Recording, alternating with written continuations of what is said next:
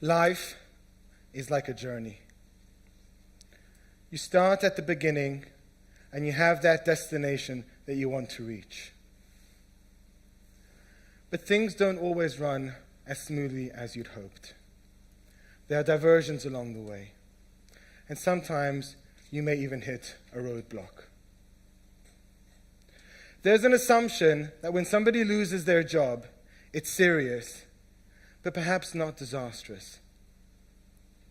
I, at a very young age, learned the consequences of not being able to answer the question, what do you do? Not having a job, not having a business, are far-reaching and profound. When I was 11 years old, a young boy, I lived in South Africa with my mum, my dad, and my little sister. My mother had just been diagnosed with a terminal illness. My parents were going from doctor to doctor, from treatment to treatment, but nothing was working. The doctors told my parents that my mother had 6 months to live and that there was nothing that they could do. My dad, wanting to keep our family together, wanting to give us hope, scoured the world looking for a treatment, looking for something that would make my family stay together and enable my mother to live. He found an experimental drug in Los Angeles, and within 6 weeks of returning from that trip, he had sold his business, we had packed up our family, and we found ourselves in a small rental apartment in the middle of Los Angeles. My parents were working day and night, making sure my mother had the medical attention that she needed, starting to help me and my sister integrate into the community that found us schools, trying to build a new life for us.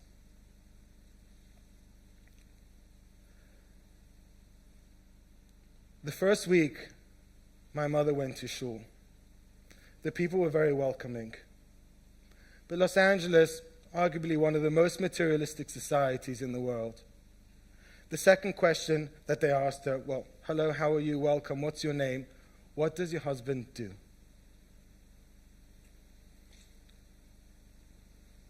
She didn't have an answer. This was a tall, proud woman who at that point felt so undignified and so ashamed. The second time she came to shul, the same thing happened. Hello, welcome, welcome to town, what's your name? And that inevitable question of what does your husband do? What he was doing at the time was doing all he could to make sure that my mother stayed alive, to make sure that my family had a future. But that's not the answer that that woman was looking for. The third time, the same thing happened. What does your husband do? My mum turned around to the lady and said to her, my husband's retired. Suddenly that expression on her face changed to one of acceptance. Oh, retired, you must be somebody.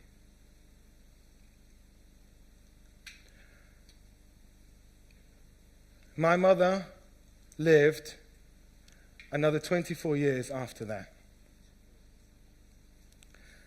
She saw my sister and I get married and grandchildren. My experience as a young child have impassioned me to do the work that I do, to do the work that we do at Work Avenue. It's impossible to explain to somebody what it must feel like not to be able to answer that question of, what do you do? Not to have the basics, not to have enough to buy the basics for you and for your family. But let me tell you about a number of people whose lives we have impacted at Work Avenue and how we have helped them hold their lives and their families together. Shani, a young girl, came to us for help. She had a young child. Her husband had recently left her, and she was literally left holding the baby. For her to go and get a regular job was impossible, because the cost of childcare was so prohibitive that just wouldn't have helped. But Shani did have skills. she had strong admin skills, and she had good IT skills. Together we worked with Shani and came up with the idea of opening a virtual office service from her home. We put together her business plan with her. We created a cash flow. Through our network of business contacts, we got her first client. And she started to build her business. And it grew, and then she started employing other people. Today, Shani still runs that same business from her home, supports herself and her young child with dignity and pride, and is also employing other people, enabling them to do the same.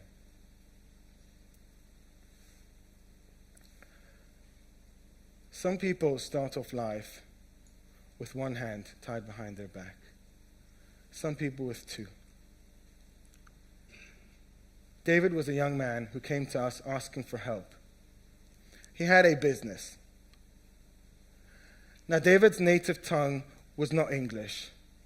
I suppose in today's world, some would say he was unemployable. We sat with him, we looked at that business, we analyzed that business. And I remember the day sitting together with David when we came to the realization that there actually was no business there. There were no real customers. There was no real market. This business didn't really have much of a future. And I remember that look of hopelessness and despair on David's face. He looked to me and said to me, "Shraga, what should I do?" I said to him, "No." I said to him, "I'm not going to tell you what to do. You need to decide what you want to do." He turned to me and said, "I want to shut the business down. But if I do, will you help me get myself back on track? Will you help me find that job?"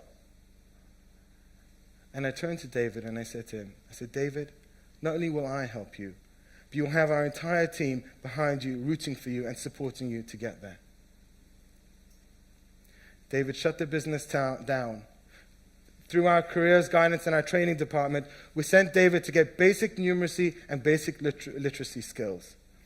Now you have to remember, David was a man in his early 30s, studying numeracy and literacy with people much younger than he was. He finished that course and came back and he said, "Okay, I've done it. Now what?" David has a fantastic personality. His interpersonal skills are second to none. Through our network at the time, we were working with a professional services company that was building a sales team. We approached them and we said, "Look, perhaps this wasn't what you're looking for, but David was from a part of the community in which they had no inroads. We said, why don't you give this guy a chance? Give him a break." They took a while to come back. And then they came back and said, "You know what? Let's give it a shot." Within a year, David was one of the top 3 salesmen in that company. He won trips to Mauritius, to South Africa, and various awards. About a year and a half later, David came back. And he said, "Shraga, I cannot thank you guys enough for what you have done for me. And I am selling, and I am doing well in that company." He said, "But I think I've got more to give. And to be perfectly honest, I have a growing family, and I'm not really making ends meet. I want to start a business." At the same time, Mark had approached us. Mark was also in that same sector, and he too was looking to start a business. Now, where David excelled with the interpersonal skills and the selling skills, Mark excelled and was fantastic at the back office, at compliance, at managing the business. And we thought, well, why don't we just put them together? Which is what we did. We helped them, again, with their business plan, with their cash flows. We helped them with their first couple of clients. They worked and continued to work day and night to build that business. And ladies and gentlemen, I'm delighted and proud to tell you that David is in this room tonight and he's now a donor to this organization.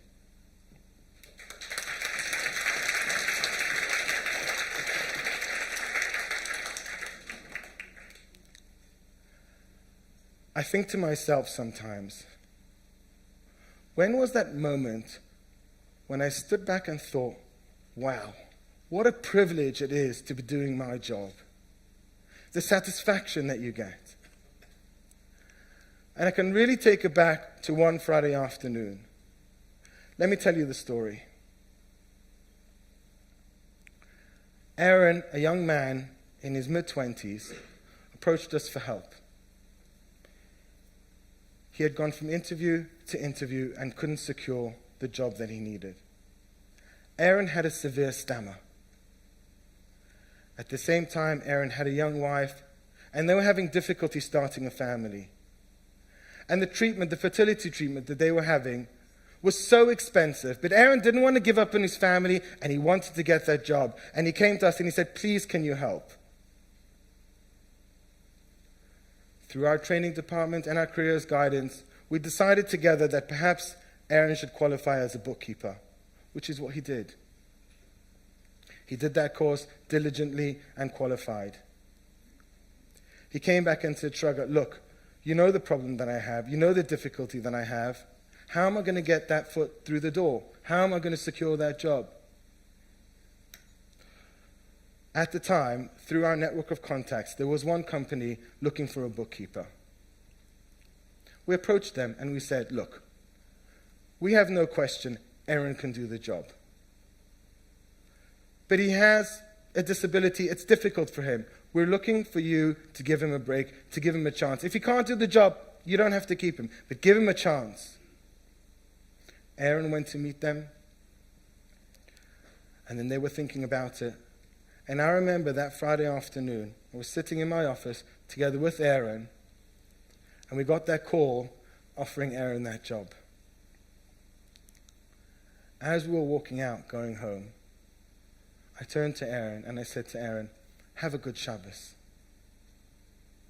He turned around to me with this huge smile on his face, and he said to me, "Shraga, if your Shabbos is only half as good as mine and my family's, it's going to be fantastic." That feeling that I felt at that moment cannot be explained and is incomparable. That satisfaction to know that you have given him and his family hope is something that just is unbelievable. Today, Aaron lives in Manchester. He owns his own home. He has a good job. He and his wife adopted a young little girl, and 12 months later had a baby of their own. He's a proud homeowner, family man with a great job.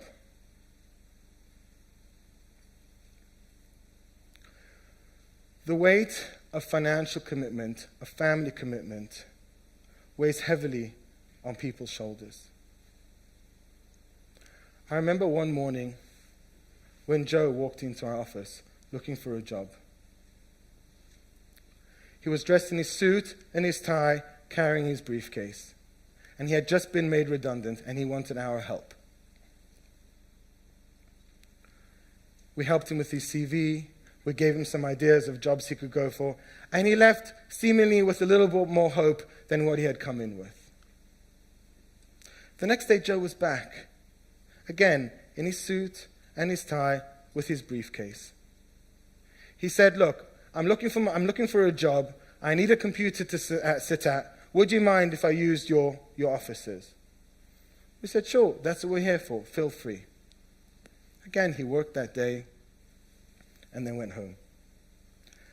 The next day, Joe was back, again, in his suit and his tie with his briefcase, wanting to use our computers. At lunchtime that morning, Debbie, who heads our business support services, went over to Joe and said, "Joe, look, feel free to dress however you want, but we're quite relaxed over here, and you don't have to come in your suit and tie. Feel free to do as you wish." Joe turned to Debbie and said to her, "Debbie, you don't understand. When I leave my house in the morning, my wife thinks I'm going to work.